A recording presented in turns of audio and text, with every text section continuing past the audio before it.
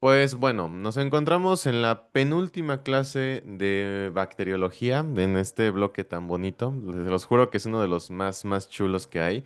Yo creo que se está dando en la torre con micología. Para es un poco largo, pero ay, no es que el único que siento que ya es el más flojito es Viro, el que viene. Pero bueno, tampoco los quiero cebar. Ustedes lo van a experimentar en carne propia. Entonces, bueno. Como ustedes recuerdan, la clase pasada pues comenzamos las bacterias sistémicas, como tal ya conocíamos a Salmonella typhi, también conocimos a Rickettsia, conocimos a Rickettsia, a Leptospira y creo que ya, si no mal recuerdo, ¿no? Entonces, bueno, pues el objetivo de este lienzo y de esta pequeña clasecita que durará solamente una bacteria será conocer al género Borrelia y a la especie Burgdorferi y a la especie Recurrentis, ¿ok? Entonces, como tal, pues aquí en nuestro temario, pues fíjense. Ah, y Brucela también conocimos, sí, cierto. Brucela, entonces todo esto va de color verde. Brucela ya la conocimos. Rickettsias igual, Leptospiras también. Y bueno, pues el día de hoy vamos a aprender a Borrelia recurrentis y Burgdorferi, que sería como la otra gran Borrelia de importancia médica, ¿ok? Y como tal, del siguiente lienzo nosotros aprenderemos Haemophilus influenza y Neisseria meningitidis. Y como tal, la clase ya del día de mañana culminaremos conociendo Clostridium botulinum, Clostridium tetani, Acinetobacter baumani, Streptococcus hemolyticus y también Citrobacter, que había quedado como pendiente de las gastrointestinales, ¿ok? Y ya.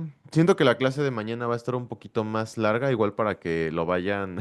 O sea, no tanto, pero sí siento que va a estar más larga que, por ejemplo, la de hoy. Siento que va a durar unas 3 horas o 3:30 para que igual consideren el tiempo. ¿Va? Muy bien. Entonces, Borrelia, ¿vale? Vamos a empezar a hablar de Borrelia burgdorferi, pero pues antes de eso, pues vamos a decir como las generalidades de estas dos. Y las vamos a escribir aquí. Entonces, uy, chin, perdí, no, perdí el grosor. ¿O sí estaba así? No, creo que era un poquito más grueso. Bueno, vamos a hacerlo así, le cambiamos a uno no tan fuerte. Y ahora sí. Borrelia burgdorferi, pues en general las borelias, el género Borrelia, se va a caracterizar por tener una morfología de espiroqueta. Entonces vamos a ponerlo por acá, ¿ok? De espiroqueta. Y como tal, ya sabemos que las espiroquetas tienen un organelo pues específico que sería el endoflagelo que le ayudará pues a su movilidad y también en este caso pues son consideradas por tener una estructura de pared celular similar a la de las gram negativas. O bueno, prácticamente son gram negativas. Sin embargo, pues ustedes se recordarán que la tinción de gram debido al tamaño de las espiroquetas y que son muy delgaditas, pues muchas veces no es lo usual, pero bueno, pues este dato se los doy también para que ustedes más o menos conozcan un poquito más de la bacteria. También, bueno, pues hay que decirlo, vamos a escribir aquí el nombre de las dos borelias que existen. Vamos a primero poner el primero, que sería Borrelia burgdorferi, que está chistoso porque es como como una enfermedad de ricos, ahorita lo vamos a ver, está chistoso, y Borrelia recurrentis. De hecho, Borrelia burgdorferi es muy común en la zona norte del país y también es muy común en Estados Unidos. Y Borrelia recurrentis, bueno, pues esa no, bueno, no se asocia a nada, ¿sale? Y bueno, Borrelia burgdorferi nos va a causar lo que se llama la enfermedad de Lyme. Vamos a escribirlo por acá. De hecho, en alguna bibliografía llegué a escuchar que también a la enfermedad de Lyme se le conoce como otra gran imitadora. Entonces ya tenemos tres grandes imitadores, tuberculosis, sífilis y bueno, pues en algunos textos, yo creo que estos son más gringos, Borrelia burgdorferi. En esta, pues, al no ser tan prevalente como las otras dos, pues también no es tan importante, pero bueno, pues ahí se los dejo, ¿no? Mientras que Borrelia recurrentis va a causar una enfermedad conocida como la fiebre recurrente. ¿Ok? Muy bien, entonces nos vamos a centrar en Borrelia burgdorferi primero y después vamos a pasar a lo que es Borrelia recurrentis, ¿ok? Entonces, vamos a ver que justamente Borrelia burgdorferi va a dar la enfermedad de Lyme y como tal, la enfermedad de Lyme, lo importante pues es conocer más que nada la clínica que nos va a dar Y pues resulta que esta se va a dividir en tres fases. La enfermedad es la primaria, la secundaria y la terciaria. Y en cada una de ellas vamos a tener signos y síntomas específicos que nos van a ayudar justamente pues a, pues, a sospechar en esta enfermedad, ¿sale? Primero que nada, vamos a decir que las borelias van a ser una enfermedad transmitida por vector, es decir, que un insecto se nos va a acercar y nos va a transmitir esta enfermedad. No se va a transmitir entre humanos o con el contacto en animales, sino que pues justamente va a ser mediante pues alguna cosilla que haga un insecto para infectarnos, ¿ok?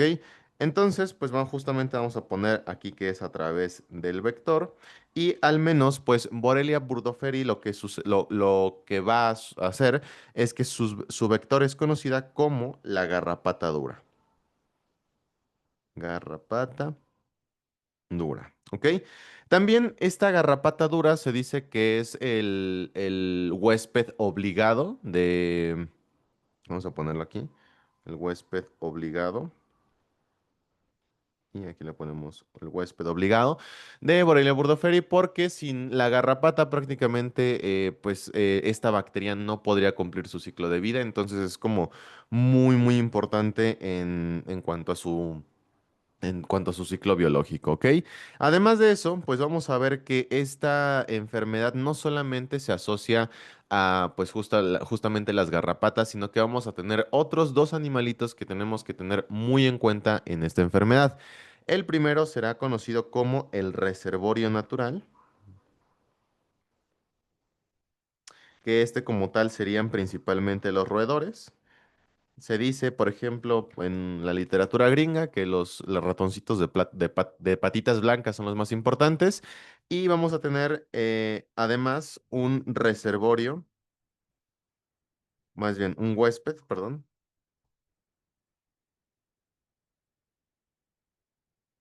accidental. ¿Ok? ¿Qué significa un reservorio natural para aquellos que no lo conozcamos? Un reservorio natural es prácticamente un animalito que hace que algún bicho se mantenga en el ambiente, en la naturaleza, por así decirlo. Entonces, sucede justamente que las garrapatas duras, pues, contienen en su tracto gastrointestinal a las borelias y estas pican a los roedores y, bueno, pues, los infectan. Entonces, pues, los roedores se quedan como infectados, tienen muchas borelias, muchas espiroquetas en su sangre y pues justamente esto hace que cuando otra garrapata pique ese ratoncito, pues se transmita la enfermedad, ¿ok? Bueno, se transmita y prevalezca justamente Borrelia como en el ambiente, ¿sale? Y como huésped accidental, nosotros vamos a tener justamente a los humanos. ¿Ok? Es decir, nosotros no formamos como parte del ciclo biológico como tal de las borelias, sin embargo, pues si alguna de estas garrapatas duras nos llega a picar a nosotros por accidente, porque nos metemos, por ejemplo, a un bosque, de hecho, pues es muy importante decir que justamente la enfermedad de Lyme entonces va a ser súper prevalente en lugares donde haya roedores y garrapatas duras y que muchísimas veces esta enfermedad se asocia a las personas que les gusta mucho eso del hiking, ¿no? De trepar cerros prácticamente. Entonces, más o menos un cuadro clínico que ustedes van a escuchar de la enfermedad de Lyme, pues es una persona que le gusta montar cerros, que se va a la Jusco, o donde haya roedores. Y entonces, pues bueno, regresa con los síntomas, ¿vale? Además de esto, nosotros vamos a tener otro huésped, vamos a ponerlo aquí, que como tal, si bien no es como el huésped obligado, es decir, que sea esencial para Borrelia burgdorferi, ni es el reservorio natural como los roedores, es muy importante porque este también ayuda a que Borrelia, bueno, sería considerado como un tipo de reservorio natural, y es el huésped conocido como el ciervo, ¿ok? Resulta ser que el ciervo, al ser pues un animal más grande, hace que también las garrapatas, lo que hace el ciervo como tal, bueno, a ver. Uy, creo que aquí no. Vamos a ponerle ciervo. Ciervo. Uy, es que no es como tal un huésped. Déjenme decirles qué es lo que sucede con el ciervo. Resulta ser que el ciervo, pues, es un animalito justamente al que se le juntan las garrapatas. Pero que como tal no es que tenga muchas borelias en su sangre porque es un animal muy grande y que las borelias no alcanzan a infectarlo totalmente, entonces no es considerado como un reservorio natural. Sin embargo, el ciervo justamente ayuda a que las garrapatas duras pues permanezcan en el ambiente, que es como el huésped obligado, ¿no? Porque pues justo los ciervitos van a tener muchas garrapatas en su cuerpo, son animales que pues, se la viven infestados de esos bichillos y que como tal pues más que nada permiten que el vector sea como muy abundante en el ambiente, ¿no? Entonces, ahora sí, a lo que voy es que más que nada, lugares donde haya muchos ciervos, va a haber muchas garrapatas duras, y si hay muchas garrapatas duras, por ende, pues también va a haber bastantes borelias, ¿sale? Por eso es que les digo que no es como un huésped, porque el huésped significaría que la bacteria habite en este animal, pero no lo es tanto así, ¿sale? Entonces, prácticamente estos serían como los partícipes y la fauna importante que ustedes deben de tener en cuenta y que donde se encuentre va a haber mucha asociación con la enfermedad de Lyme, ¿ok? Y bueno, nosotros decíamos entonces de la garrapata dura. ¿Alguien me podría recordar qué otra enfermedad también estaba transmitida por una garrapata dura? Ahí a manera de repaso. Rickettsia. Perfecto. Lisi, perdón. Perfecto, Lisi. Estamos hablando de Rickettsia. A ver, discúlpenme, ahorita que no sé por qué me llegó la tentación de que no mandé el link de Zoom al otro grupo. Ah, no, sí lo mandé, perdón. Me entró la ansiedad. Ah, justamente es Rickettsia. Entonces, nosotros cuando hablamos de garrapatas duras, decíamos en esa clase donde vimos a las Rickettsias que hacíamos referencia a una familia de garrapatas conocida como Ixodiade. Ok, vamos a escribirlo aquí. Familia Ixo. No, perdón, Ixodidae. ¿Sale? Ixodidae. Esto es una familia. Y que esta gran familia justamente iba a tener un género conocido como Dermacentor, que este sí que sí era el que justamente me estaban comentando ustedes, que transmite a la Rickettsia. Y por el otro lado, pues vamos a tener a otro género que se llama Ixodes, ¿sale? Y resulta entonces que la garrapata dura del género Ixodes va a ser la responsable de transmitir a Borrelia burgdorferi. Ok, entonces mucho ojo. Estas dos riquecias son consideradas, digo, estas dos garrapatas, tanto Dermacentor como Ixodes, son consideradas garrapatas duras, pero es bien importante tener en cuenta, pues, que cada una, pues, cada género va a transmitir un microorganismo diferente. ¿Ok? Entonces, pues, resulta pues, aquí tenemos a esta mujer que seguramente, pues, fue a un lugar donde había muchos ciervos, y donde había muchos ciervos significaba que había muchas garrapatas duras y bueno, pues eso sería como un bosquecito, una zona templada y también donde había roedores, ¿no? Ella pasó, pues estaba subiendo un cerro y entonces una garrapata le picó, ¿ok? ¿En dónde le picó? Pues principalmente ocurre en las extremidades, entonces podemos imaginar que, bueno, digamos que aquí para que sea como de mayor utilidad. Entonces, tras esta picadura de la garrapata del género Ixodes, una garrapata dura, lo que sucede es que se va a desarrollar el signo más importante de la enfermedad de Lyme primaria, que es conocido como eritema migrans. Ok, vamos a anotarlo de este lado de acá. Eritema migrans. Ya sabemos que un eritema pues es justamente como un enrojecimiento y migrans es el apellido que le damos por cómo se comporta. Pues resulta que este eritema migrans pues justamente inicia como con un pequeño, pues con una pequeña zona eritematosa, es decir, enroquecida, pero que poco a poco va a ir creciendo, crece y por eso se llama como migrans o migratorio y que justamente la característica más importante es que además de que crezca de esta manera, pues tiene la característica de que parece como si fuera una diana o un ojo de buey, ¿ok? Entonces, pues así se le conoce. Una diana como, no una persona, no la diana que ustedes conocen, sino una diana de un tiro al blanco, por ejemplo, este, ajá, justamente como de apuntar, ¿ok? Ajá, de un objetivo exacto, justamente así como me lo dicen. Entonces, este eritema migrans, pues vamos a ponerla aquí, también o tiene forma de diana o de un blanco, o característicamente también en el libro se lo dice como ojo de buey. ¿Ok? Y que justamente pues el eritema migrans va a aparecer en el sitio de la picadura de nuestra garrapata. Entonces vamos a poner aquí que aparece en el sitio de la picadura slash picadura inoculación. ¿Ok? Y ya, se supone que este pues es como lo más importante de la enfermedad de Lyme primaria, así es como empieza. Y también a esta primera fase de la enfermedad se le conoce como fase temprana localizada, ¿ok? Temprana porque justamente pues es como de las primeras fases y localizada porque hasta este punto pues las borelias únicamente se encuentran pues justamente en el sitio de inoculación. Ahora, vamos a pasar a hablar del palacio mental. En este caso, para representar a Borrelia burgdorferi, nosotros lo vamos a hacer en el Salón de los Aesir, es decir, en el Valhalla, ¿no? Este es pues parte de la mitología nórdica, entonces pues se supone que en este salón, como lo dicen así los nórdicos, pues se supone que iban los guerreros que demostraban su valor en batalla y que pues en el final de los tiempos iban a pelear junto con Odín en lo que es el Ragnarok, ¿no? Pues también las personas que conozcan un poquito de la mitología nórdica pues sabrán esta historia, pero bueno. Nosotros vamos a dividir este escenario prácticamente pues en dos partes. En la parte superior estaremos representando a Borrelia recurrentis y en la parte inferior vamos a estar representando a Borrelia burgdorferi. Y si se dan cuenta, pues en este salón de los dioses nórdicos pues tenemos a Odín sentado pues en lo más alto de lo que es el salón y vamos a ver que está justamente dividido como en tres pisos, ¿no? En el piso inferior, en el piso medio y en el piso superior. Y cada uno de los pisos justamente representará una de las fases de la enfermedad de Lyme. Entonces, en el primer piso, pues tendremos a la enfermedad de Lyme primaria o también conocida como temprana localizada.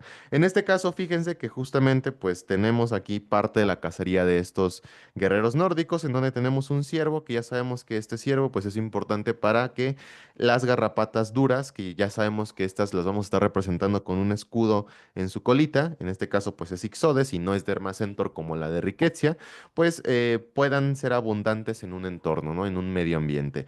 Y que además pues aquí tenemos un roedor como lo podría ser una ardillita o un ratoncito, que justamente este sería el reservorio natural que hace que la Borrelia burgdorferi permanezca intacta en el ambiente. Además, pues fíjense, aquí tenemos a la Borrelia, que es una espiroqueta flacucha, pues un poquito ahí, entre que como un rizo.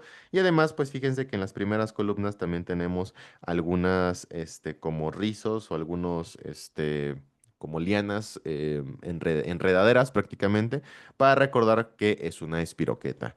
Además de esto, pues fíjense que aquí, como parte justamente de lo que es el Salón de Odín, pues aquí se caracteriza mucho porque en las mañanas pelean y una vez terminando de pelear, pues se supone que tienen un banquete, ¿no? Y entonces, pues aquí vemos que para este gran banquete, pues están cortando los limoncitos como debería de ser. Y pues justamente para recordar que la enfermedad de Lyme, representada por los limones o las limas, como ustedes quieran verlo, va a ser ejemplificada en la parte inferior de este salón, ¿ok? Y bueno, pues lo más importante, decíamos, de esta fase primaria, pues es el eritema migrans, que es como un tiro al blanco. Entonces, pues parte de lo que les decía es comer y pelear, y pues este tipo está entrenando justamente para poder pelear de mejor manera, ¿no? Y que esto sería como lo principal que debemos de conocer de la enfermedad de Lyme primaria, ¿ok? Vamos a pasar a la siguiente diapositiva en donde veremos nosotros, fíjense, aquí tenemos algunas de las espiroquetas de las borerias y pues justamente, ¿no? Parecen como si fueran risitos, como si fueran resortitos muy delgaditos que es muy difícil de verlas bajo la tinción de Gram. Y en este caso, pues aquí a la derecha tenemos pues a lo que es este eritema migrans, ¿no? Que les decía parecía como si fuera un tiro al blanco, de un objetivo, se le llama diana, o también ojo de buey, y que aparece justamente en el sitio de inoculación. Eso quiere decir que justamente aquí en el centrito seguro fue donde le picó la garrapata, ¿vale? Ahora bien, pregunta para ustedes, pregunta de repaso y de integración. ¿Alguien me puede recordar qué es, o sea, qué tipo de eritema es este de acá abajito? ¿Cómo se llama y cuál bicho es el que lo causaba? Si los pregunto porque porque suele confundirse el eritema migrans con este de aquí. Y aquí nos dice, este es el eritema marginalis o también conocido como eritema marginatum. Perfecto. Y este de acá al ladito, vamos a ponerlo aquí, es el eritema marginatum. Se llamaba así. porque si ustedes recuerdan, solamente en los márgenes, pues era donde más enrojecimiento había, y que como bien me dice aquí Sophie, este está causada en la fiebre reumática por estreptococos piógenes. Entonces, se los pongo en este ladito porque justamente se les puede ir la onda y pues confundir lo que sería un eritema migrans, que el migrans es este de acá, con el eritema marginatum. Evidentemente a la vista pues no se parecen nada, pero de nombre sí nos podemos llegar a confundir. Entonces para que lo tengan bien en cuenta y a la hora de los exámenes del DEPA pues no se los vayan a torcer, ¿vale? Y bueno. Si nosotros no tratamos la enfermedad de Lyme en este punto, pues progresaríamos a lo que sería la enfermedad de Lyme secundaria y que justamente esta se va a caracterizar principalmente por tres datos clínicos. El primero, pues por una parálisis facial, ¿ok? Entonces vamos a ponerla aquí en el número uno, parálisis facial, ¿vale? Aquí vamos a poner parálisis facial. ¿Sale? Ahora bien, aquí es muy importante porque dentro de las parálisis faciales incluso se clasifican. ¿Alguien me podría decir qué diferentes tipos de parálisis faciales conocen ustedes? Más o menos para ver si andamos en la misma sintonía, si saben algo. Dicen por acá, me conozco la periférica, muy bien, esa es una. Y si hay una periférica, se supone que habría una central. Perfecto. Entonces, las parálisis se van a dividir en ya sea si son parálisis periféricas, parálisis faciales periféricas o centrales. Y para conocer cómo es qué signos y síntomas va a dar cada una de ellas y cómo diferenciarlas, debemos de conocer un poquito de fisiología y de neuroanatomía. Vamos a revivir un poquito de traumas en la clase del día de hoy, ¿sale? Entonces, ¿cómo funciona? ¿Cómo nosotros movemos y gesticulamos? Porque justo una parálisis facial significa que nosotros no podamos mover los músculos de la cara. Entonces, para conocer cómo es que se da esta enfermedad, pues hay que conocer cómo es que es el funcionamiento normal y la neuroanatomía del movimiento facial. Pues se supone entonces que nosotros vamos a tener en la corteza de nuestro encéfalo algunas zonas, justo la corteza, principalmente la zona 4 de Brodmann, que está encargada de la parte motora de la cara de todos nosotros, ¿no? Y bueno, si ustedes recuerdan, pues por ejemplo, vamos a decir, vamos a decir que por acá tendremos justamente las fibras motoras que van a inervar o que van a mandar señales para que los músculos faciales puedan moverse. Y ustedes deben de recordar, pues, que estas fibras nacen del lado contrario que se supone que va a inervar y que justamente más o menos a nivel del puente, estas fibras se decusan, pasan del otro lado de nuestro cuerpo y llegan finalmente a lo que sería el puente y en el puente, pues, se encuentra lo que sería, pues, el nervio, o digo, el núcleo del nervio facial, ¿no? Que es el núcleo, vamos a ponerlo aquí, del nervio facial, digo, del par craneal número 7, que es ahora sí el nervio facial, ¿no? Y que justamente pues al llegar las fibras nerviosas a este punto, pues dejan la información y que posteriormente otras fibras nerviosas van a salir a partir de este núcleo. Recuerden que un núcleo prácticamente es el conjunto de somas neuronales. Entonces, aquí lo importante es que pues unas fibras nerviosas van a llevar información a la parte, a la hemicara superior. Vamos a dividir aquí la cara en cuadrantes, fíjense muy bien, más o menos aquí. Mientras otras fibras van a dejar información en la musculatura de la parte inferior de la cara. Pero aquí viene algo muy importante y que deben de tener muy en cuenta. Porque resulta, si bien que la mayoría de las fibras nerviosas que transportan información de la musculatura son de manera contralateral, eso no significa que no haya fibras nerviosas que también sean ipsilaterales, es decir, que desde el mismo, de la misma zona del cuerpo bajen y también den información, ¿ok? Entonces prácticamente los movimientos facial de nuestra hemicara, de la que ustedes quieran, digamos que por ejemplo este es el lado derecho y este es el lado izquierdo, Entonces, pues el movimiento de la hemicara del lado derecho, en este caso, porque bueno, aquí dijimos que era derecho, va a estar principalmente dado, sí, por fibras nerviosas que vengan, pues, o por información que venga de la corteza contralateral del hemisferio izquierdo, pero que también va a participar el hemisferio derecho, ¿sale? Y aquí quiero que pongan muchísima, muchísima atención, porque incluso vamos a ver que hay pequeños detalles que van a condicionar los síntomas de cada una de las parálisis faciales. Porque si ustedes se dan cuenta, fíjense cómo hicimos este dibujo y no lo hicimos como al ahí se va, sino que tiene todo su forma de ser. Pues fíjense ustedes que prácticamente en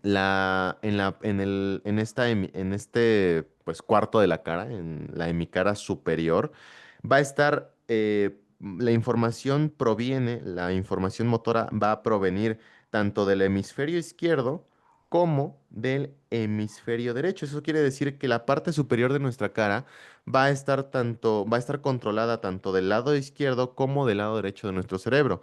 Mientras que la parte inferior, fíjense muy bien, va a estar principalmente este, inervada por el hemisferio izquierdo. Y eso va a ser muy importante por lo que veremos a continuación. Entonces, ¿alguien me podría decir cómo se le llama a estas fibras nerviosas que bajan del núcleo del nervio facial a inervar pues la musculatura de la hemicara derecha? ¿Cómo le llamamos a este haz de fibras nerviosas? ¿Alguna idea? ¿Alguna idea? ¿Alguna idea? ¿Recuerdan un poquito de neuronato? Si no, no se preocupen, no es tan difícil. Puede sonar vía corticonuclear. Ok, casi. La vía corticonuclear no sería esta de acá abajo, esa sería la de aquí arriba, ¿cierto? Corticonuclear, ¿no? Porque va de la corteza al núcleo. Pero ¿cómo se llama esta que va del núcleo hacia los músculos? Sí, sí, sí. Esta de acá sería perfectísimo, se conoce como el nervio facial. ¿Ok? Eso de acá es el nervio facial. Estas ramitas justamente son el nervio facial, ese que pasa por ahí en el oído medio, pues que se va y que se va distribuyendo justamente por toda nuestra carita. No sé si se acuerdan de eso. Entonces, este es el nervio facial. Ahora, ya que conocemos un poquito de la fisiología y neuroanatomía de los movimientos y de la expresión, de los movimientos de los músculos de la expresión facial, ahora sí vamos a ver qué pasa cuando los alteramos. Entonces, vamos a ver justamente qué les parece primero. ¿Qué pasa cuando nosotros cortamos el nervio facial, cuando hay un daño en el nervio facial? Esto puede ser tanto por inflamación como por un trauma, etcétera, etcétera, ¿sale? Entonces, cuando nosotros dañamos lo que es el nervio facial, esto va a desencadenar una parálisis facial periférica. ¿Por qué se le conoce como periférica? Justamente porque está afectando el sistema nervioso periférico, que ya serían los nervios, ¿no? Entonces, díganme ustedes, ¿qué partes de la cara se verían afectadas si nuestro nervio facial del lado derecho se vería abolido? ¿Qué partes de la cara o de la hemicara se verían afectadas? ¿La parte superior, la inferior o ambas? Justamente, lo que veríamos entonces que en una parálisis facial periférica sería una abolición de todo el movimiento de la hemicara derecha. Es decir, eso quiere decir que en los pacientes la mitad de la cara no van a poder mover su boca. Entonces, por ejemplo, ahí ustedes deben de conocer cuál es la función de cada uno de los músculos faciales. Por ejemplo, ustedes se acuerdan que teníamos un musculito aquí arribita que nos ayudaba como a fruncir el ceño, a ser enojados, a dar la risa, incluso a hacer esto con los cachetes, bueno, pues justamente todos esos movimientos se verán abolidos en la totalidad de la hemicara afectada, ¿sale? Y pues si se dan cuenta, justamente sería el nervio facial del mismo lado de la parálisis facial. Pero ¿qué ocurre al contrario cuando nosotros vemos una parálisis facial central? Cuando es una parálisis facial central, justamente lo que se ve afectado va a ser la vía corticonuclear, es decir, estas fibras que están acá. Ahora, es muy importante decir que en el cerebro no se van a cortar todas las fibras nerviosas que van a dar información hacia el núcleo del facial, porque recordaremos que unas vienen del hemisferio izquierdo y otras vienen del hemisferio derecho. Y eso es muy importante porque una lesión prácticamente que te destruya tanto el hemisferio izquierdo y el hemisferio derecho prácticamente te mataría. O sea, te mueres y ya no se ve ningún signo ni síntoma ni se genera ninguna enfermedad porque ya estarías muerto, ¿no? Lo más común, caso contrario, pues serían pequeñas alteraciones, pequeñas lesiones, por ejemplo, podría ser algún tumor, algún infarto, que localizadamente afecte justamente las fibras, pero solamente de un lado del encéfalo, es decir, podríamos nosotros abolir estas de aquí a la izquierda, pero recordaremos que también en la derecha tendríamos información que va hacia la cara. Entonces, dado esto, ¿ustedes cómo se imaginarían que se vaya a presentar una parálisis facial central? Vamos a ponerlo aquí, parálisis facial central. Ustedes dijeron aquí que habría una parálisis de la hemicara ipsilateral a la lesión. ¿Qué significa todo esto que acabo de poner? Parálisis en la hemicara significa que es la mitad de la cara. Ipsilateral, que es justamente del mismo lado en donde sucedió la lesión, y en este caso el nervio facial. ¿Cómo describirían la parálisis facial central? Sería, ajá, justamente, aquí dicen, creo que afectaba solamente a un cuarto de la cara.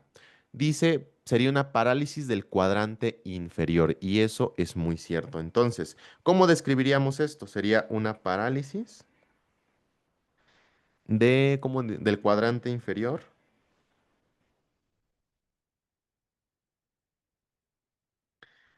de del cuadrante inferior, y ustedes me dirían, ¿sería ipsilateral o contralateral a la lesión? Según lo que acabamos de conocer en fisiología, de fisiología ahorita. Sería contralateral. Muy bien. Entonces, por ejemplo, aquí es muy importante que ustedes tengan eso en mente porque si nosotros tenemos una parálisis facial periférica, si ustedes ven, por ejemplo, que de plano la mitad de la cara no la pueden mover, eso significa que la lesión se encuentra en el nervio periférico y ustedes dicen, ok, pues no me preocupo tanto porque yo ya sé neuroanatomía, sé fisiología y sé que el nervio facial está afectado y eso pues sí es incómodo, sí se puede considerar pues algo que hay que tratar, pero no nos alarma tanto. Porque si ustedes ven que un paciente tiene una parálisis en el cuadrante inferior de alguna de la cara, por ejemplo, puede ser el cuadrante inferior izquierdo o derecho, ahí sí ustedes digan, se prende la alerta roja, porque dicen, ustedes ya sabrían que la lesión se encuentra en el sistema nervioso central, en el cerebro, en las fibras corticonucleares, y entonces ahí sí nos espantaríamos porque ya estaríamos sospechando en algún infarto, en algún tumor o en alguna lesión que esté en nuestro cerebro. Y bueno, pues ese es un órgano un poquito muy importante y no nos agradaría que eso pues estuviera ahí, ¿ok? Y es importante decirlo justamente que lo que se ve afectado pues es la parte inferior o el cuadrante inferior, porque si recuerdan, el cuadrante superior estaba inervado. Bueno, vamos a ir parte por parte porque aquí creo que me adelanté. Fíjense ustedes que si nosotros no tenemos información contralateral, es decir, que esto esté abolido, prácticamente las fibras nerviosas que se verían afectadas, pues sería esta de aquí, este nervio que solamente tiene información del lado contralateral y que esto justamente inerva el cuadrante inferior. El cuadrante superior no se vería afectado porque, fíjense muy bien, las fibras ipsilaterales del hemisferio derecho todavía le darían un poquito de información para moverse, ¿sale? Esa es la razón del por qué en la parálisis facial central solamente se ve afectado el cuadrante inferior contralateral a la lesión, mientras que en la parálisis facial periférica se ve afectado pues la hemicara sí, la hemicara de este ipsilateral a la lesión, ¿ok? Entonces, bueno, eso es un poquito confuso. Esto de las redes neuronales, bueno, de las redes nerviosas también es un poquito rebuscado, pero espero haya quedado un poquito claro. En este punto les pregunto a ustedes, ¿quedó claro entre la diferencia entre parálisis facial periférica, dónde está la lesión, y entre la parálisis facial central, cómo se presenta y cuál es y en dónde está localizada la lesión? Más o menos tenemos ese concepto bien claro. ¿Sí que sí? Va, súper. Entonces, bueno, pues todo este choro fue para decirles que la parálisis que se presenta en la enfermedad de Lyme va a ser una parálisis facial periférica. ¿Ok? Entonces ya saben qué va a significar eso.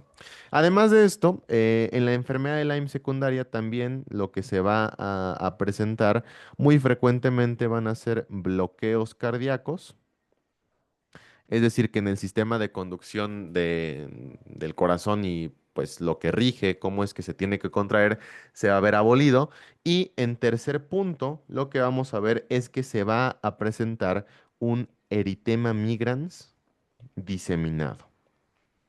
Es decir, ya no solamente diseminado, ya no solamente pues se va a presentar en el sitio de la lesión, en el lugarcito donde te picó la garrapatadura, sino que ya lo vas a poder presentar en cualquier parte del cuerpo. Ya no van a ser una lesión única, sino que se puede presentar en varias partes de tu cuerpo, ¿ok? Ahora bien, pregunta de repaso para ustedes. Bloqueos cardíacos. Cuando hablamos de bloqueos cardíacos, principalmente vienen dos bacterias a nuestra mente. Una, Borrelia burgdorferi, en la enfermedad Lyme secundaria, y la otra, ¿cuál sería? Mientras ustedes lo piensan, déjenme decirles que también a la enfermedad de Lyme secundaria se le conoce como enfermedad temprana, es decir, también se le conoce como la de arriba, pero en lugar de ser localizada, ya se considera diseminada, porque aquí ya la bacteria ya no se encuentra solamente en el sitio de inoculación, sino que ya está pues empezando a diseminarse en todo nuestro cuerpo y por eso se le considera una enfermedad sistémica. Dice acá, sí, doc, es Corynebacterium diphtheria. Perfecto. Cuando hablamos de bloqueos cardíacos, normalmente las bacterias a las que están mayormente asociadas va a ser la enfermedad de Lyme y difteria en las complicaciones, ¿vale? Muy bien.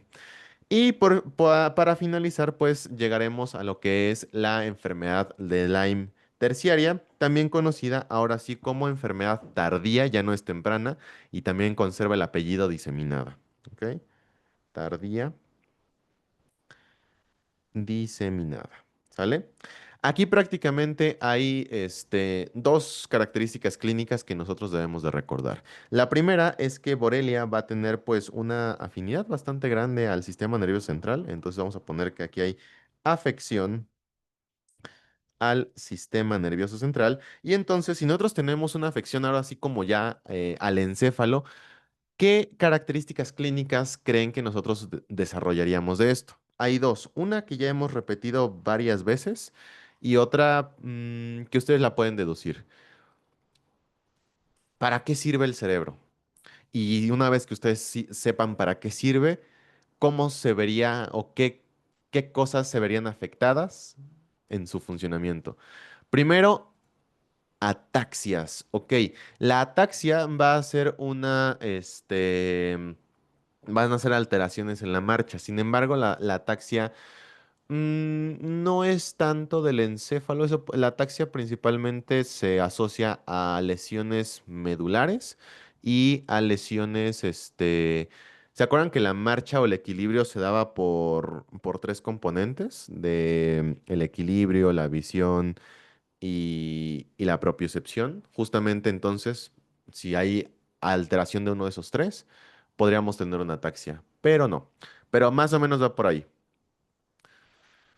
¿Qué podríamos tener? ¿Qué podríamos tener? ¿Para qué sirve nuestro cerebro? Y ahora, una vez que ustedes sepan como las funciones del cerebro, pues ahora sí, esas se verían alteradas en una infección o afección del sistema nervioso central. A ver, aquí me dicen. ¿Algún tipo de Corea? Ok, sí podría ser, pero tendría que ser una afección muy específica en un lugar muy específico de nuestro encéfalo. Y sí puede pasar, pero es demasiado específico, algo un poco más general. Convulsiones. Las convulsiones se dan cuando existe una alteración en los potenciales de acción de las células. Eso principalmente se ve cuando hay calcificaciones del sistema nervioso central o cuando justamente los potenciales de acción como que no se sincronizan y empiezas a valer gorro. Pero vas por ahí, vas por ahí. Convulsiones me agrada, como que se van acercando. Afasia motora. Oye, ahí como que hay dos términos. Afasia es afasia motora. O sea, sí, pero eso es muy específico todavía. Ahí hay uno, deterioro cognitivo. Acuérdense, el cerebro nos ayuda a pensar. Entonces, si ya no podemos pensar bien, puede haber un deterioro cognitivo. El deterioro cognitivo, por ejemplo, se puede englobar en lo que sería una encefalopatía. Encefalopatía como tal es como una inflamación y afección del cerebro y que justamente se ve reflejada con diferentes signos. Por ejemplo, uno, el deterioro cognitivo. ¿Cómo ven el deterioro cognitivo? Pues los pacientes empiezan a decir sandeces, el habla empieza a fluir mal, no pueden hacer funciones como superiores como el lenguaje, matemáticas, escribir, leer, etcétera, ¿sale? Y la otra, también para que si no se acuerdan, serían las focalizaciones. ¿Se acuerdan? Una focalización prácticamente es un síntoma ya sea nervioso o motor que se ocasiona por una lesión en el sistema nervioso central. Es decir, por ejemplo, la parálisis facial es considerada una focalización porque justamente pues estaríamos aboliendo un foco en específico del sistema nervioso central que se ve expresado en una parte motora. Por ejemplo, si en lugar de haberle dado la lesión a pues a la ruta corticonuclear de las fibras faciales. Si en lugar de haber afectado esa parte, hubiéramos afectado, por ejemplo, las fibras de nuestro brazo derecho, pues la focalización que presentaríamos sería ya sea podría ser, por ejemplo, una parálisis de nuestro brazo derecho, o una hemiplegia, o una paraplegia, ¿no? Dependiendo ahí del grado de afección nerviosa, ¿sale? Entonces, afección al sistema nervioso central, focalización. Y, por ejemplo, ¿qué otra enfermedad ustedes se imaginarían que podría dar focalizaciones o encefalopatía? Pensando en que esto ocurre cuando hay lesiones puntuales, hay dos importantes en nuestro cerebro. Y las acabo de decir. Igual para que no piensen en nada raro, las acabo de decir. Y comunes, o sea, comunes. Tampoco nos vamos a ir ahí a tal vez enfermedades muy raras que nadie conoce. No, enfermedades que ustedes conocen, que son muy comunes. Y bueno, no se preocupen, estamos hablando de los tumores cerebrales, o sea, si hay un tumor cerebral, eso se va a presentar con una focalización, dependiendo de dónde esté el tumor, la focalización va a ser diferente. O la otra, pues podría ser un evento vascular cerebral, ¿no? Dependiendo de dónde sea el infarto del cerebro y qué localización del encéfalo, pues afecte, vamos a tener diferentes manifestaciones en cuanto a focalizaciones, ¿sale? Y si el tumor llega a ser lo suficientemente grande, pues también puede llegar a causar una encefalopatía. La encefalopatía se genera más que nada por la inflamación y la focalización por un daño localizado, ¿sale? Dice, Doc, ¿puede repetir qué es una localización como en definición? Sí, la focalización es un síntoma, motor o sensitivo que se produce a partir de una lesión del sistema nervioso central y que depende justamente como de dónde se presente, ¿no? Porque, pues bueno, sí, porque depende justamente de la parte del cerebro que se afecte, vamos a ver una focalización diferente, ¿sale? La focalización sería como la expresión, sintomática de la afección del encéfalo. Yo así lo definiría.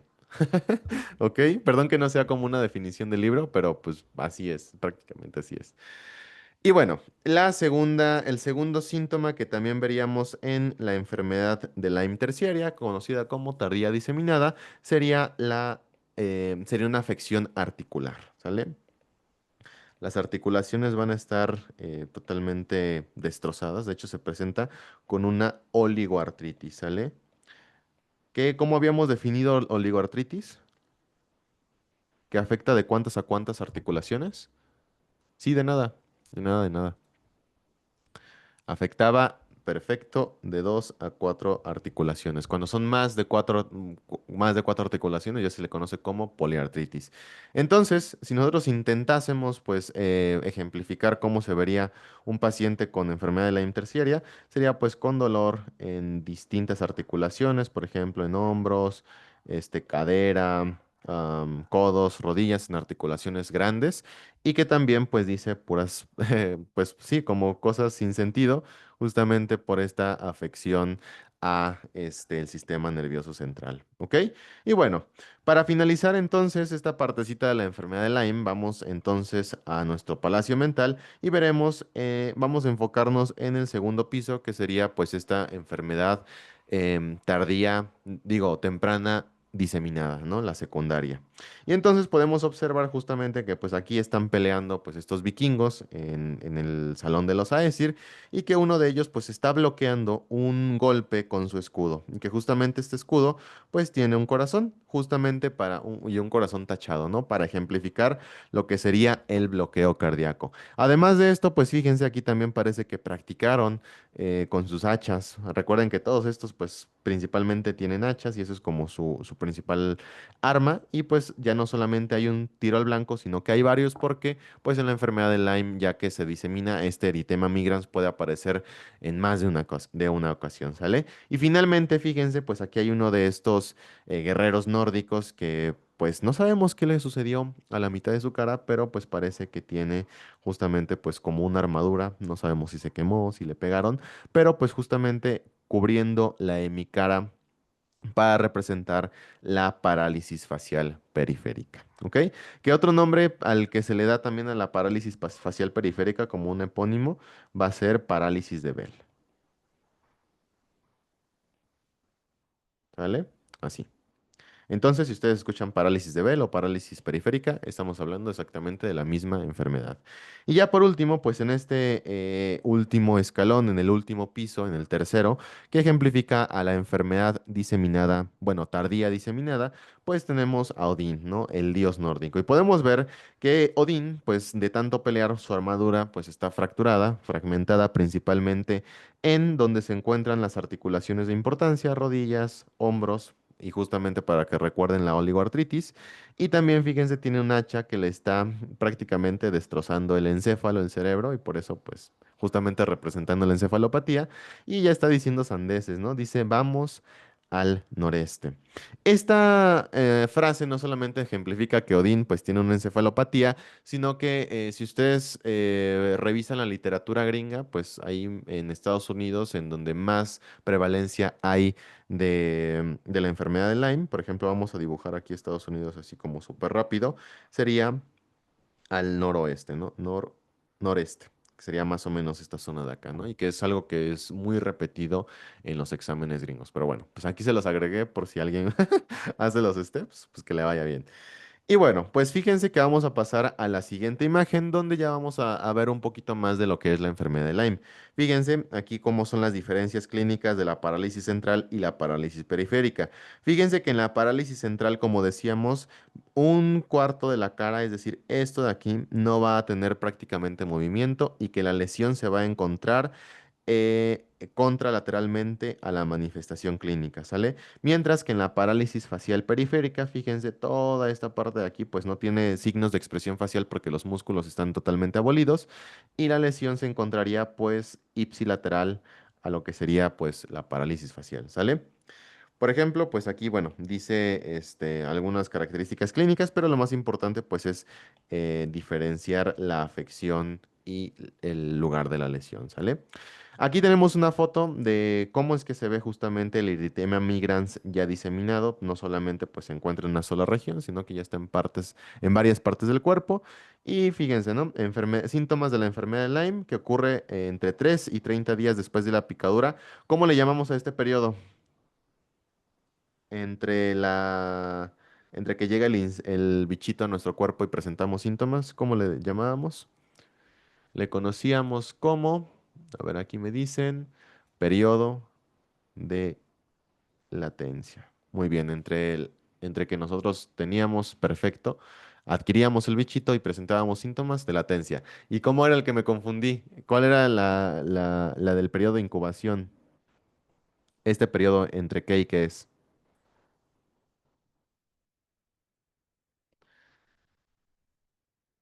Entre la infección, bueno, entre la infección entre que nos ponemos y entre, ¿qué más, qué más, qué más? Ajá, y entre el contagio, entre que podemos infectar a alguien más, ¿sale? Y ahí fue donde me confundí. Pero fíjense cómo es que hay también otros síntomas asociados a la enfermedad de Lyme, como lo podría ser fiebre, dolor de cabeza, fatiga, mareos, no síntomas sistémicos, no tan específicos, pero fíjense, latido irregular. El latido irregular sería un síntoma que refleja qué enfermedad.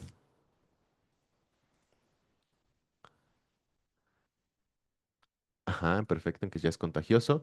El latido irregular, ¿qué nos estaría representando? Muy bien, el latido irregular es un signo que se da cuando existe un bloqueo cardíaco. Y el enrojecimiento, que aquí me ponen enrojecimiento, pero ya en términos médicos, pues le conocemos como eritema, ¿sale? Y el eritema específico, pues es el migrans, ¿vale? Muy bien, perfectísimo.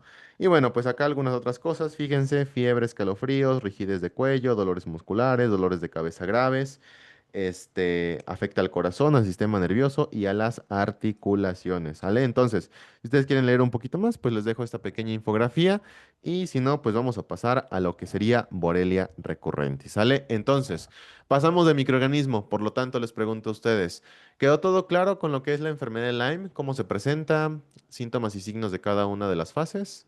Va que va, ahí veo un corazoncito, entonces creo que todo está bien. Perfecto. Vamos a pasar a lo que sería Borrelia recurrentis, ¿sale? Escribimos el nombre de la bacteria, ya sabemos, pues para que se nos quede un poquito más. Borrelia recurrentis.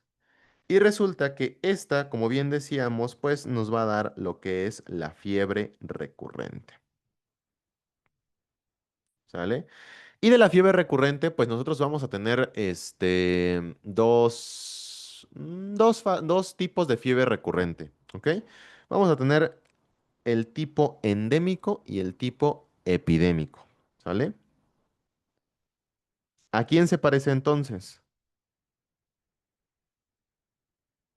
Se parece muchísimo al tifus, ¿cierto? Muy bien. Aquí me lo dicen, al tifus. Perfecto. ¿Y quién decíamos, o cuál era la mnemotecnia? ¿Cuál era la mnemotecnia?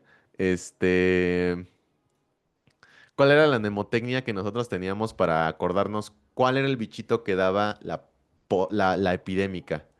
¿Se acuerdan? ¿Quién quería conquistar el mundo? Ahí ya me están diciendo. Ajá. Dice, Japón siempre quiere conquistar el mundo. Ajá, Japón. ¿Y quién estaba del lado de los japoneses en ese escenario? ¿Se acuerdan? ¿Qué animalillo que decíamos? Está loco. Sí, sí, sí, sí, sí. Una persona aquí ya me lo contestó. ¿Alguien más se acuerda? Perfecto, el piojo pedo, ¿no? ¿Se acuerdan del piojo pedo? Entonces, justamente el piojo pedo, pues está loco, por eso es uno de los japoneses que quieren conquistar el mundo y da la fase, bueno, da el tipo epidémico. Y lo mismo va a ocurrir justamente en la fiebre recurrente. Entonces, en la parte epidémica, el piojo humano, el piojo pedo, es decir, Pediculus humanus, se llama Pediculus humanus corporis, pero bueno, va a ser el que dé la fiebre recurrente. Y aquí en la endémica, chin va a ser un poquito diferente porque lo que se asocia justamente va a ser otro vector conocido como garrapata blanda. ¿Ok? Y ya, eso es lo que hay que saber en cuanto a Borrelia recurrentis, ¿vale? Ahora, ¿qué diferencia tiene? Pues que prácticamente la epidémica pues es más contagiosa y tiene un poquito más de síntomas un poco más severos y la endémica no es tan contagiosa y no te da tan fuerte. Ahora, vamos a hablar como tal de lo que es la fiebre recurrente. Escribiremos aquí que la fiebre recurrente está dada por Borrelia recurrentis. Ahora, ¿qué es una fiebre recurrente? A ver, aquí dice, Doc, ¿le puede regresar tantito? Sí, no pasa nada. Ahí lo dejamos. ¿Qué es la fiebre recurrente? Pues justamente como su nombre lo dice, va a ser una enfermedad febril que viene y va, ¿ok? ¿Y cómo es este periodo? Pues más o menos va a ser un periodo donde tengamos una semana o 5 o 4 días de fiebre y posteriormente una semana y media nada. Y luego otra vez unos 3 o 4 días de fiebre y después una semana y media de nada. ¿Ok? Entonces ese va a ser como el patrón febril. De hecho, pues Borrelia recurrentis más o menos da de 3 a 10 recurrencias. ¿Vale? Es decir, de 3 a 10 periodos febriles entre un periodo como de aparente este, calma o quietud, ¿sale? Y la característica de estas recurrencias es que cada vez son más leves, es decir, ya no te da la fiebre tan alta y no te sientes tan mal, y cada vez duran menos, ¿ok? Vamos a ponerla aquí, slash, características de que cada vez duran menos y son más leves, ¿vale? Ahora, ¿qué razón vamos a escribir acá abajito el patrón febril, ¿sale? Vamos a dibujar una línea, como que esta línea represente el tiempo. Y entonces, por ejemplo, aquí podría ser semana uno, semana 2, semana 3 y semana 4, ¿sale? Entonces, más o menos, ¿cómo sería la fiebre recurrente? La fiebre recurrente podría ser que en la semana uno nos dé un pico febril. Esto de aquí sería la temperatura corporal. Nos dé una fiebre y de repente baje. Luego suba, perdón, suba, baje, se quede calmada unos cuantos días, suba, baje y se quede calmada unos cuantos días, ¿sale? ¿Alguien, por ejemplo, me podría decir a qué se parece un poco este patrón febril? Un poquito, no mucho, pero un poquito. Por ejemplo, ajá, a lo que es la fiebre ondulante. Pero ¿cuál es? Perfecto, la fiebre ondulante. Muy bien, se ve que han estado estudiando la fiebre ondulante. Pero ¿quién me podría decir como cuál es la principal diferencia que observan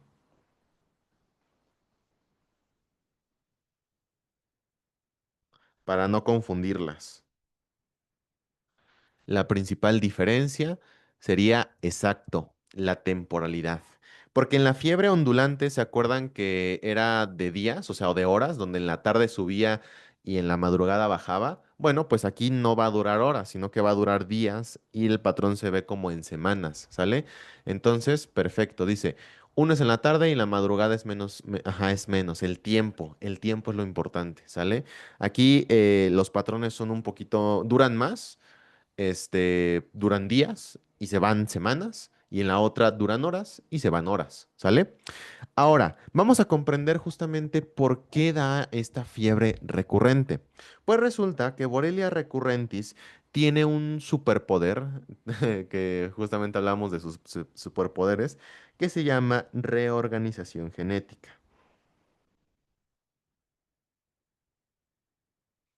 Y a ver, esto es muy importante porque nosotros sabemos que nuestros genes, o no, sí, nuestros genes, es decir, nuestro material genético, la información de la que estamos hechos, se va a ver reflejado muchas veces en cómo nos vemos en aspecto físico. Entonces, más o menos, imaginen lo siguiente.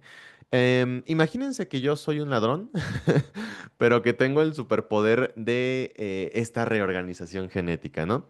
Entonces, no sé, imagínense que yo un día voy a un Oxxo y me robo unas sabritas, unas papitas y me voy, ¿no? Entonces, pues las cámaras del Oxxo me van a tener captado, me van a tener mi morfología, mi cara captada y pues me van a pegar en esos letreros de las lacras del Oxxo en la entrada, ¿no? Pero resulta que yo tengo este superpoder de la reorganización genética, entonces modifico mis genes para que mi cara y mi aspecto físico sea totalmente diferente. Entonces lo que sucede es que pues cuando llegue al Oxxo pues voy a llegar con un cuerpo diferente, con una cara diferente y nadie me va a reconocer. Bueno, más o menos eso es lo que sucede con Borrelia recurrentis. Pero pues imagínense lo siguiente, ¿no? Vamos a tener una Borrelia que en cuanto a antígenos, digamos que va a caracterizarse por tener antígenos verdes, ¿ok? Entonces aquí vamos a dibujar una espiroqueta verde que fue la que nos picó, la que nos inyectó justamente la garrapata. Entonces resulta que esta, pues cuando llega a nuestra sangre, pues dice, oye, este es un lugar muy chido, ¿no? Entonces digamos que aquí es el tiempo cero, ¿no? El tiempo en donde nos infectamos. Y aquí tenemos a nuestra espiroqueta. Y dice, oye, pues la sangre de este bro está bien rica, se ve que come un montón de chatarra, un montón de dulce, y pues aquí me gusta vivir, ¿no? Entonces se empieza a duplicar, a duplicar, a duplicar, y entonces justamente llega un punto donde hay tantas espiroquetas que nuestro sistema inmunológico las capta y dice, oye, pues esta espiroqueta tiene antígenos que yo no conozco, que no son normales en nuestro cuerpo. Monta una reacción inmunológica y justamente esta reacción inmunológica se ve representada en la fiebre. Entonces, ¿qué es lo que hace nuestro sistema inmunológico? Pues este, manda bacterias, digo, manda células, manda linfocitos y genera anticuerpos, ¿sale? Entonces, aquí los anticuerpos van a ser muy importantes porque genera anticuerpos específicos contra las borelias verdes. Entonces, pues estos anticuerpos empiezan a neutralizar a las borelias verdes y las empieza a matar, ¿ok? Entonces todas empiezan a morir, así de que rip, rip, rip, ¿no? Pero ¿qué sucede? Una de estas desgraciadas dice, oigan, pues están matando a mis compas, ¿no? Y se acuerda de que tiene pues este superpoder de la reorganización genética y dice, ok, pues bueno, pues yo voy a cambiar a ser una Borrelia de color azul. ¿Y qué sucede?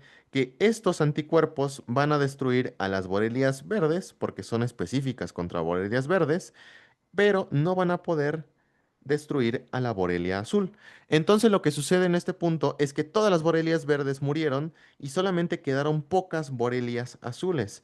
Entonces, pues estas Borelias azules disminuyen en su población y entonces ya no tenemos una reacción inflamatoria pues evidente y por lo tanto la fiebre baja, pero pues estas vuelven a replicarse y cuando llegan a ser muy altas en número, pues otra vez nuestro sistema inmunológico dice, oye, ¿qué onda? Tenemos un antígeno que no conocemos. ¿Y qué es lo que hace? Bueno, pues genera anticuerpos de color azul contra borelias color azul.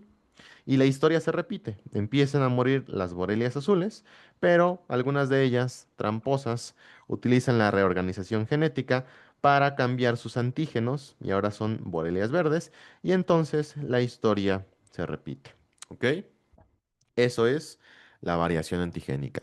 Entonces, a partir de este mecanismo fisiopatológico vamos a poder sacar dos conclusiones importantes del diagnóstico. Primera pregunta para ustedes. Vamos a ver aquí. Bueno, no, sí, primera pregunta. Dado que ya tenemos, por ejemplo, esto bien ejemplificado, ¿qué tipo de diagnóstico, de método diagnóstico ustedes creen que no será útil para Borrelia recurrentis? A ver. Perfecto. Aquí me dicen la serología. ¿Por qué la serología no sería un método diagnóstico efectivo para Borrelia? ¿Alguien me podría explicar por qué? Siempre cambia la condenada. Sí, exacto. Como siempre está cambiando la condenada, eso significa que la presencia o bueno, el diagnóstico serológico va a ser muy limitado, exacto, porque hay una reorganización genética. Muy bien, lo captaron perfectísimo. Entonces nosotros decíamos, y creo que lo dije en la clase pasada, ¿no? Que es justamente que el diagnóstico serológico como que siempre nos es útil para las infecciones sistémicas, excepto en Borrelia recurrentis, por lo que acabamos de decir en este momento. Entonces vamos a ponerle aquí, añadir una cosita más, que es que esta variación genética provoca una variación antigénica a lo largo del tiempo, ¿sale? Y que justamente pues nos va a dar este patrón. Ahora, ¿cómo lo recordaremos para justamente en nuestro palacio mental? Bueno, decíamos que Borrelia recurrentis va a estar en la parte superior de lo que sería el salón de los Aesir, ¿no? En el Valhalla. Y podemos ver aquí que tenemos justamente unas velas que ejemplifican la fiebre. Recuerdan que la vela o el calor, intentamos representar ese síntoma en los palacios mentales. Y aquí tenemos un símbolo pues muy importante en la mitología nórdica conocida como Euróboros, ¿no? Que es la serpiente que se come a sí misma, que pues representa como algo cíclico o algo que es recurrente, pues para que se acuerden que Borrelia recurrentis está en la parte superior de este salón. Aquí tenemos al piojo pedo, que ya sabemos que quiere conquistar el mundo y que da la fiebre recurrente epidémica. Y aquí tenemos pues una garrapata y que si se dan cuenta cuenta, no tiene un escudo en su dorso para representar que no es una garrapata dura, sino una garrapata blanda, ¿sale?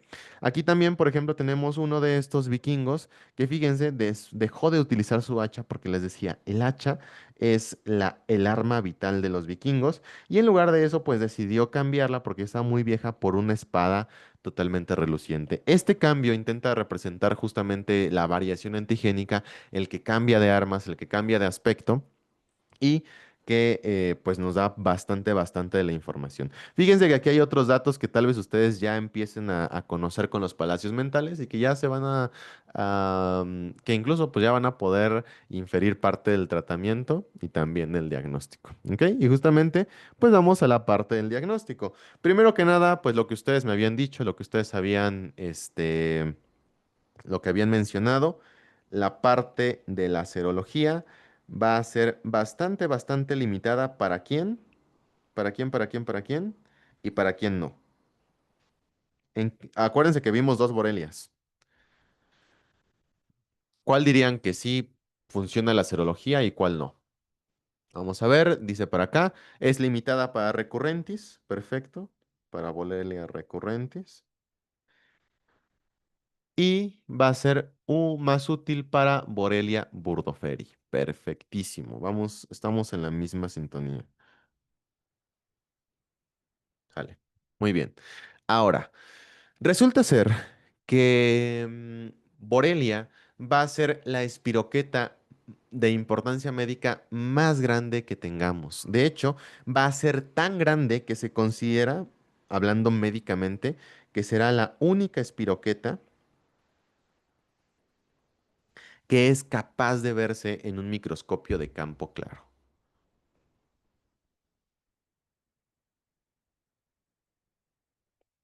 ¿Sale? Aquí me dicen, ajá, perfectísimo, porque sí se va a poder ver bajo las tinciones.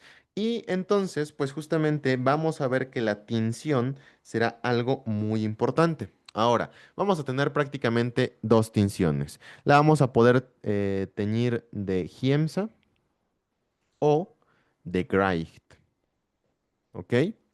Ahora bien, ¿de qué muestra biológica ustedes sacarían pues sí, la muestra biológica para ser teñida y hacer evidente a las borelias?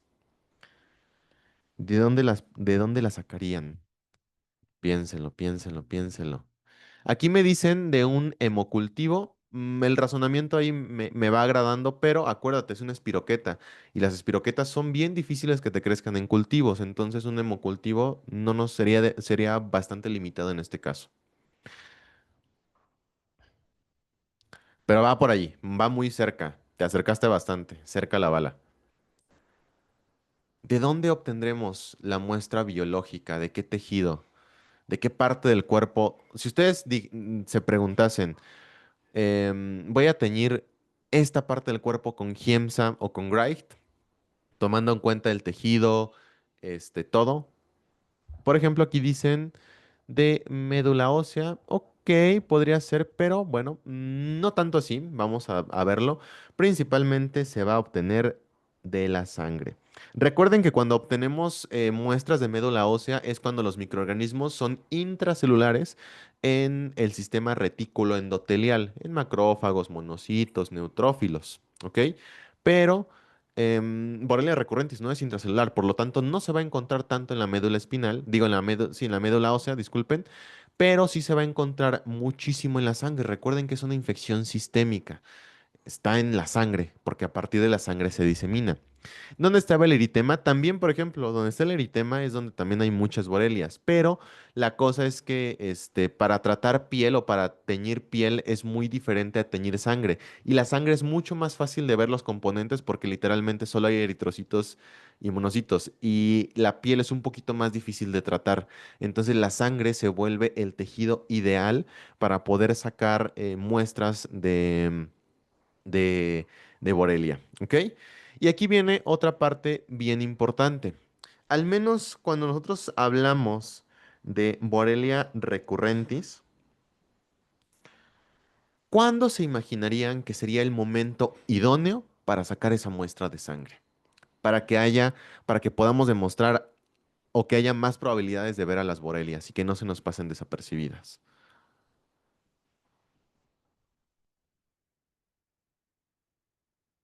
Aquí me dicen en el pico febril. Perfectísimo. En el pico febril. Porque, volvamos una diapositiva antes para entender esto, el pico febril coincidía con el mayor número de espiroquetas en sangre. ¿Ok? Entonces, si nosotros queremos mejorar la probabilidad de ver borrelias en sangre, pues le decimos al paciente, pues cuando tengas fiebre, cuando tengas este pico febril, ven al laboratorio, te sacamos sangre, le hacemos tinción de Gray o tinción de Giemsa y podemos hacer evidente la espiroqueta. ¿Sale? Al menos en borrelias recurrentes. Para Borrelia burgdorferi, pues no hay tema, porque funciona de manera diferente. Entonces, tratamiento. Como decíamos, para la mayoría de infecciones sistémicas, el tratamiento de primera elección va a ser la doxiciclina. Pero, ¿alguien me podría decir cuál es la limitación de este medicamento? Aquí me dicen, exacto, la limitación es que en embarazadas y en niños no lo podemos poner,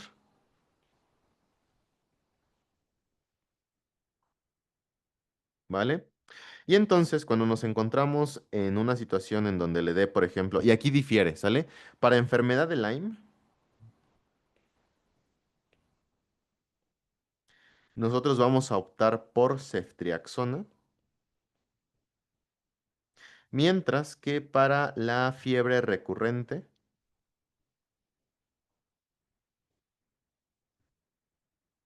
se opta más por penicilina. ¿Sale? Muy bien.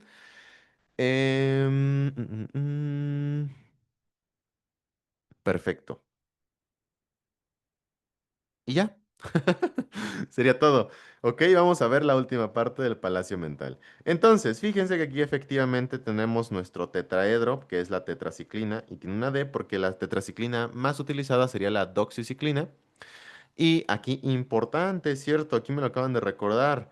Acuérdense que también la reacción de Harich-Herheimer,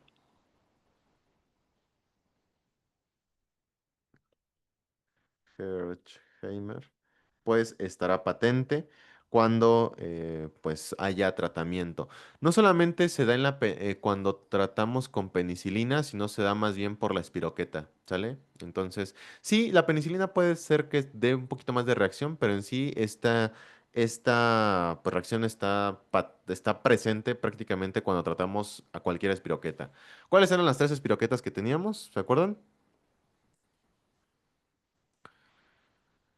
Treponema pallidum, Leptospira, muy bien. Y la otra sería, pues, Borrelia. Perfecto. Vamos súper, súper bien. Entonces, sí, damos por acá, ¿no? Fíjense que, por ejemplo, aquí tenemos a una mujer que tiene un pene. Con este pene se va a defender en la espada. No dudo que gane. Para representar que, al menos en borrelia recurrentes, pues la penicilina es la opción. Mientras que acá abajo la embarazada tiene un desodorante Axe para recordar la ceftriaxona. ¿Ok? Y bueno, pues aquí arribita tenemos un baúl de gemas que justamente pues los vikingos lo tienen bien custodiado para recordar la atención de Giemsa. Y aquí hay un vikingo que pues al contrario que todos sus compañeros que se dedican a la guerra, pues este decidió darle un poema a esta señora, ¿no? Y este poema pues evidentemente se debió de escribir. ¿Y cómo se escribe o cómo se dice pues escribir en inglés? Grite, ¿no? Justamente será para representar la tinción de Gray, que más o menos suenan de manera similar. ¿Ok? Entonces, bueno, cada una de estas cosas ya las entendimos y vamos entonces a la última parte de esta pues, clase de enfermedades sistémicas y pues específicamente, fíjense, aquí tenemos pues justo una tinción de un frotis sanguíneo de sangre periférica donde se hacen evidentes las espiroquetas, ¿no? Entonces fíjense, por ejemplo, aquí tenemos algunos eritrocitos y aquí se llegan a ver las espiroquetas, entonces recuerden que pues este es un método diagnóstico importante para esta enfermedad, ¿vale? Y aquí tenemos pues justo lo que les decía, ¿no?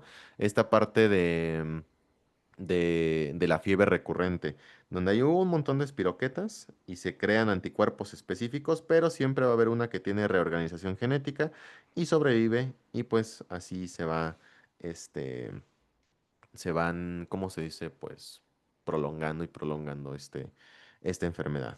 Y por último, pues aquí fíjense, tenemos cada una de las garrapatas.